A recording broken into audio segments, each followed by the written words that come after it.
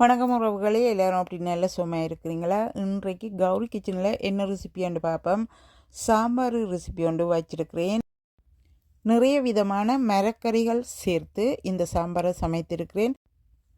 100 gram துவரம் பருப்பும் மைசூர் பருப்பும் ஊற விட்டு சேர்த்திருக்கிறேன். பெருங்காய பவுடர் கொஞ்சம், உப்பு கொஞ்சம், தண்ணீர் சேர்த்து இப்போ அவிய விடுகிறேன். மரக்கறி கேரட், பூஞ்சி, பூசணிக்காய், உள்ளி, கத்தரிக்காய், தண்ணீர் தேவையான அளவு 2 கப் சேர்த்துருக்கிறேன். உப்பு கொஞ்சம் சேர்க்கிறேன். பெருங்காய பவுடர் கொஞ்சம் சேர்த்து இப்போது வெஜிடபிள்ஸையும் அவிய விடுகிறேன். பருப்பு பாப்பம் அப்படி அவிந்திருக்கிறார். பருப்பு நன்றாக அவிந்து வந்துட்டார். நல்லா கரைந்து பருப்பு அவிய வேணும். இப்போது வெஜிடபிள்ஸை பார்ப்போமாங்க. வெஜிடபிள்ஸும் அவிந்து வந்துட்டார். இப்போ சாம்பார் சமைக்கிறதுக்கு 1 டீஸ்பூன் வெந்தயம் வறுத்தெடுக்கிறேன்.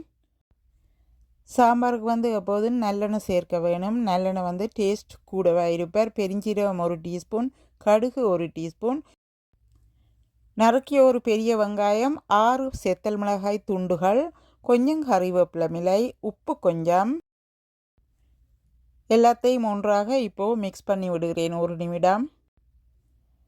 நறுக்கிய கேப்சிகம் பாதி, ஒரு தக்காளி பழம் கட் பண்ணி சேர்த்துருக்கிறேன். தக்காளி பழம் கூட விருப்பமான நீர்கள் கூட சேர்த்து கொள்ளலாம்.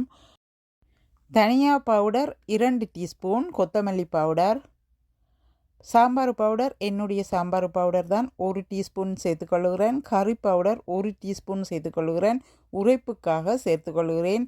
உப்பு கொஞ்சம் சேர்த்துக்கொள்கிறேன். நீங்கள் உங்களுக்கு தேவையான அளவுக்கு எல்லாத்தையும் சேர்த்துக்கொள்ளுங்கள். சாம்பாருக்கு உரைப்பு கூடுதலாக சேர்க்கிறதில்ல. இப்போ மூடிட்டு 1 நிமிடம் குக் பண்ணிவிட்டு இப்போது ஓப்பன் பண்ணியிருக்கிறேன்.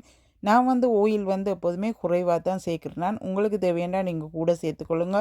இப்போ அவித்து வைத்திருந்த வெஜிடபிளை சேர்க்குறேன். அதோடு பருப்பு வகைகளையும் சேர்த்துக்கொள்கிறேன்.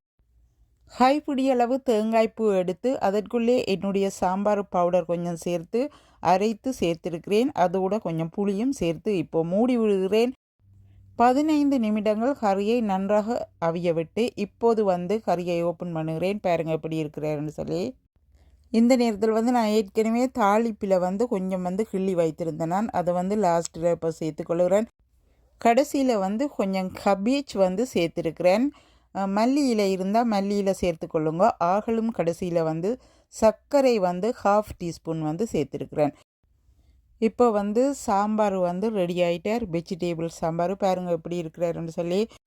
இந்த சாம்பார் நீங்கள் எண்ணத்தோட வேணுமென்றாலும் சாப்பிடலாம். இட்லி, தோசை, சோறு, பான்னு சொல்லி எண்ணத்தோட வேணுமென்றாலும் சாப்பிடலாம். வெஜிடேபிள்ஸ் எல்லாத்தையும் சேர்த்துட்டு சமைக்கும்போது ஆரோக்கியமாகவும் இருப்பார், சுவையாகவும் இருப்பார். இப்போ சாம்பாரை பாருங்கள் எப்படி இருக்கிறாருன்னு சொல்லி. அந்த மாதிரி சூப்பராக இருக்கிறார். அத்துடன் ஹவுப்பியும் மேக் பண்ணியிருக்கிறேன். இந்த வீடியோவிலிருந்து விடைபெறுகிறேன். நன்றி, வணக்கம்.